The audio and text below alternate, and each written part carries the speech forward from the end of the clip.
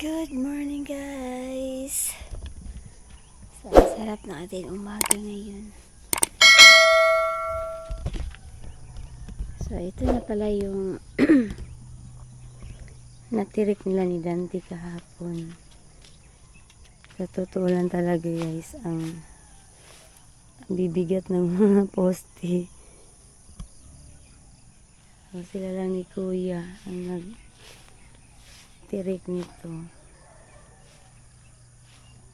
So, dito na lang kami maglagay ng aming maliit na kusina. So, ang kulang na lang nito guys ay yung kahoy. Kasi may yero na naman po kami. So, sana mapatayo na namin to para meron na kami ditong meron na kaming dungagan. Meron na kaming, dito na kami magsasaing. Hindi na kami sa lapag magsasaing.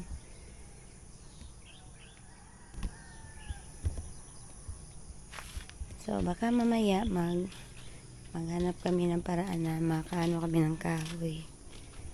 Para naman tayo na namin yung aming kusina. So, ito yung mga paitluganan na nagawa nila ni Dante kahapon. So, 3 na po yung nagawa niya. Ayan yung isa. Kasi dapat 4. So, yung isa hindi pa niya nagawa. Ayun o.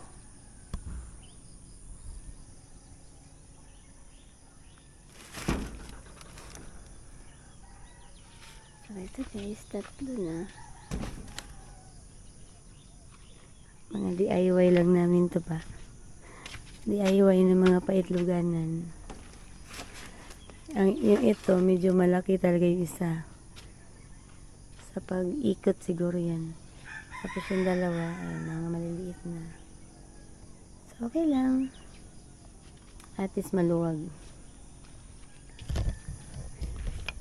So, ngayon, magpakain muna ako sa mga manok namin.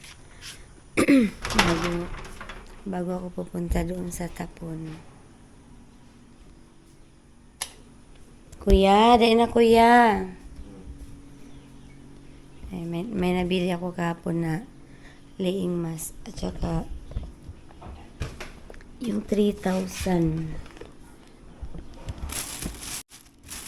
Minix ko siya. Yung 3,000 yung mga malaki. I-try namin siya na hinaluan ng laying mask para mas madami yung itlog nilabas.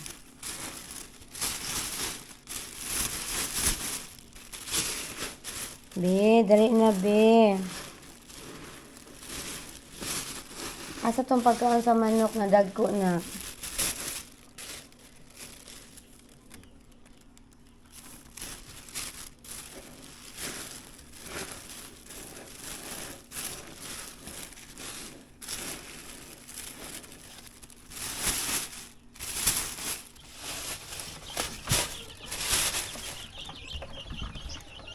So, yung pagkain namin, 4 na klase na siya. Ito yung 3,000, tapos minixan namin ng laying mask para po sa mga inahin. Tapos ito, yung 2,000 ay para sa mga maliliit na sisiyo. Ito naman yung para sa mga malaki-laki na mga sisiyo na namin. So, pwede naman sila sa 3,000 na walang mix. Tapos ito, yung pinakamaliit, yung 1,000 ay para po sa bago naming bagong sisi namin na nasa loob pa ng incubator. Ito ay 1,000. So, 4 na klase po yung aming pagkain ngayon.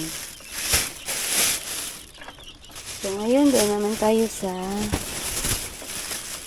mga inahin natin at alin na kuya?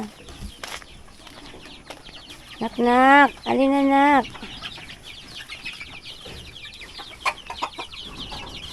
Oh, gutom na yung mga manok natin. Na, kalinaya.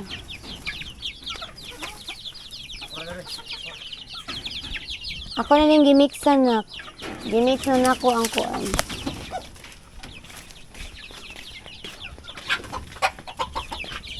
Ibutan lang ani sa kanana na siya i-mix na siya. Gimix na ako laying mas. Kani may para dito sa wala na siya i-mix. Diri na lang ibutan na. Kanina sa ipon. Ay, ambi umana to dito. Ambi. Diba, kani ba? Dito ra sa ni, kani pakaw na diha. Ayaw, kani lagi diri. Diri lagi ni. Kani may So kani diri. tanan, dire. Kani may diri, ang kadto may dito. Gawa na i-mix. Ayaw ibutan niya diri sa kanina galon. Kay namgo na siya i-mix niya, gagmay ang kuan. Hinaya ha, dili ng lupad na. Kuhita lang. Kuhita lang na. Ano na kuhita? Ang garaan na. Sige ka na ba ito?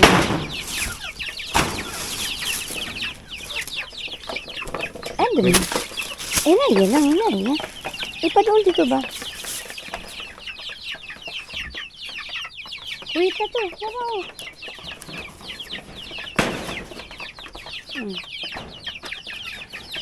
Ay, sa lagi. Kuhita sa lagi ito. Para kaon ba to? Gamay na sa... Oo, abdi ba?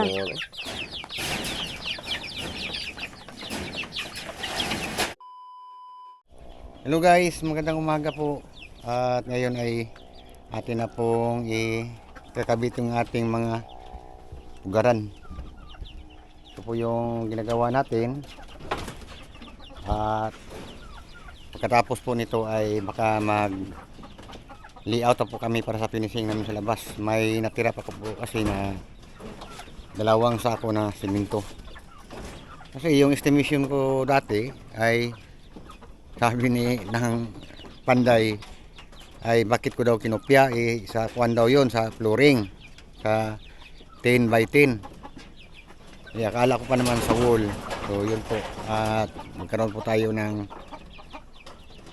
2 sako na sobra. Kasi yung nagamit natin sa kwarto ay 5 sako lang po. So 7 sako po yung nabili natin. Kaya gagamitin na lang po natin dito sa labas ng bahay. Wala namang finishing po yung labas ng bahay po natin guys. At unahin po natin yung sa may aming mindor. So yun po guys. At ngayon ay magkakabit na po tayo.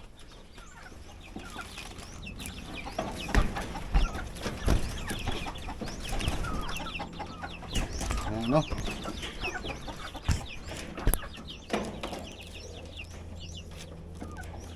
Alay, dili na lang. Bila na Jim.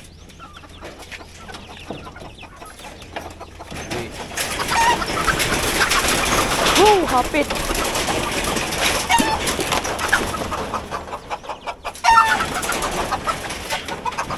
Okay ka pa? Okay ka ba?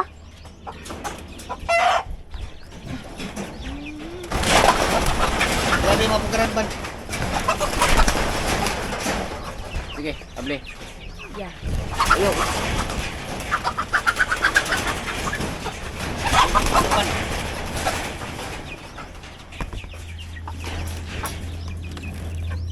Papuyo na mo. Puyo. Tay. Naigo ka ba?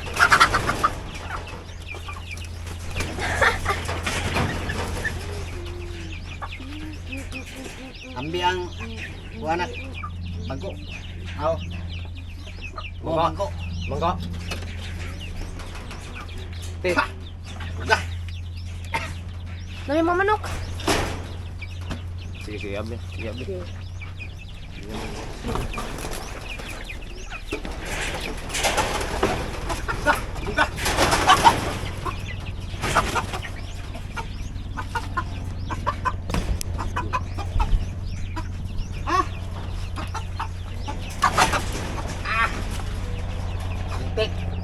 Sugang. Grabe man lo.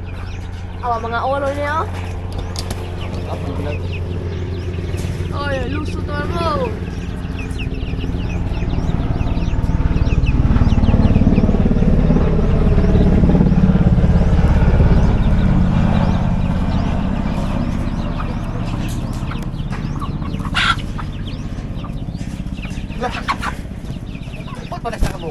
Oh.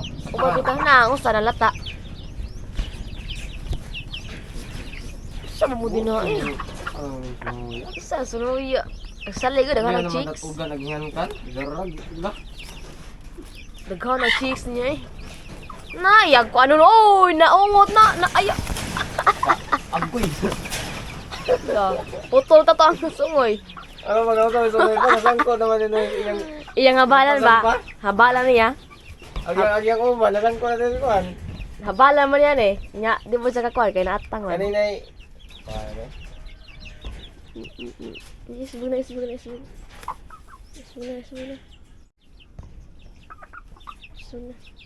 Yan na. Okay na.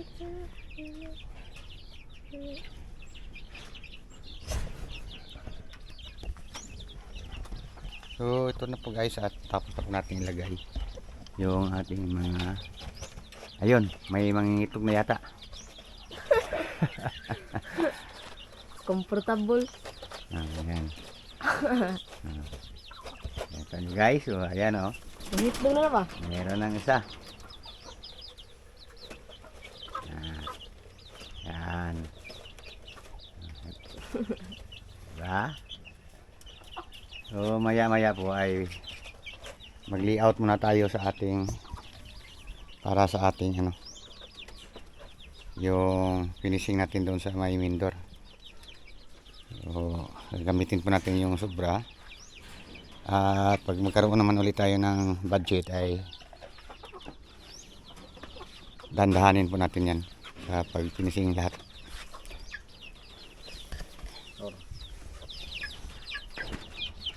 Ito guys yung mga katuwang ko sa buhay, yung dalawa ko, yung binata at nagbibinata na naging bata. Si Moises. Tarong na.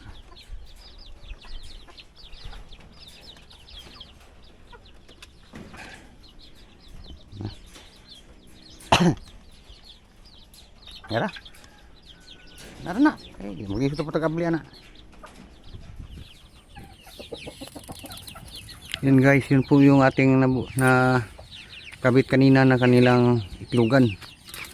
Ayan, mayroon na pong isang itlog. Nalihian talaga guys. So, ayan. Mukhang swerte yung ating ginagawa na pugaran. At sa kabila naman ay mayroon ding isa. Nakakatuwa po ito guys. So yan po ay tayo lang po gumawa niyan.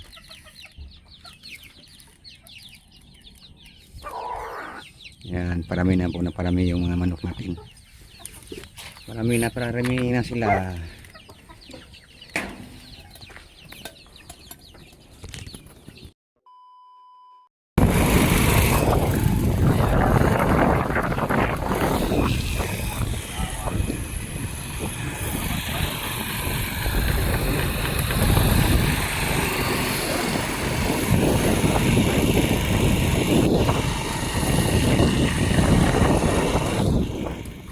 O ayan guys, si Kuya James po yung nagda-drive. Kauli niya yung motorsiklo ng lolo niya. At yan po yung nabili natin na kahoy. So yan lang po. So ito na lang po ang gagawin natin. Dahil habang hinihintay pa po natin na dumami yung tubod ng balon namin. Dahil sa sobrang init ay naubusan po siya ng tubig. So hindi po kami makapaghalo ng simento.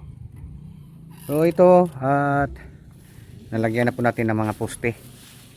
Ito po yung mga poste natin at yung sa ibaba naman ay binuhusan natin ng used oil.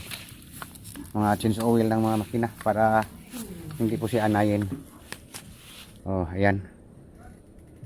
So maya po ay unti-untiin po namin na ikakabit yung mga kahoy na nabili po natin sa hardware. So dito sa mga gilid-gilid nito ay lalagyan po natin ng mga upuan para sa gitna dito ay lalagyan natin ng lamisa para dito na po kami kakain. At dito na banda dito ay yung lutuan na po at saka yung hugasan ng pinggan. Oh.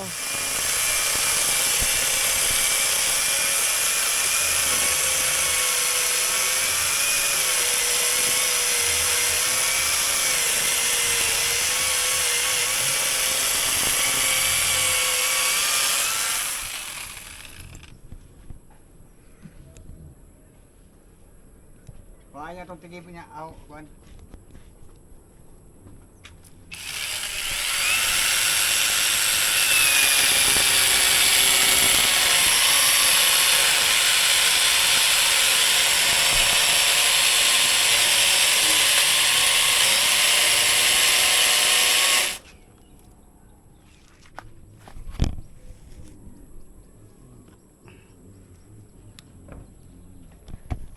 Chainsaw.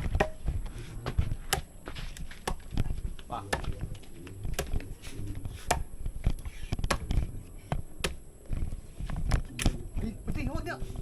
Gamaya po ng tigibaw eh. Nalita ko de. Ilang punuan.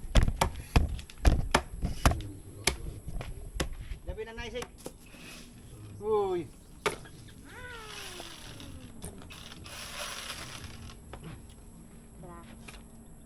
Manggi, panitan pa. Abi na.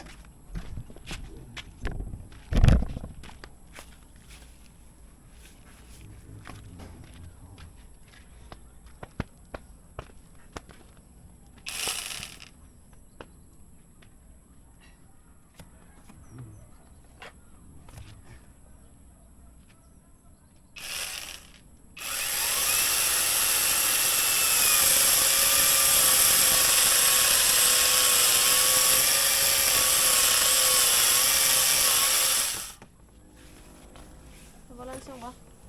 Tao. Ah. Ano ko? Takabo.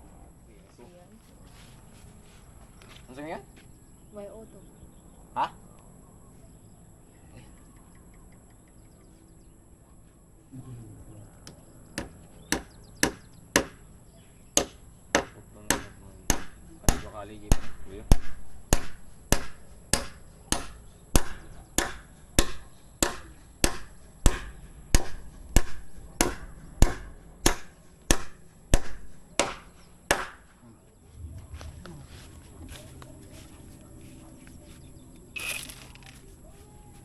Oh, ay, ay.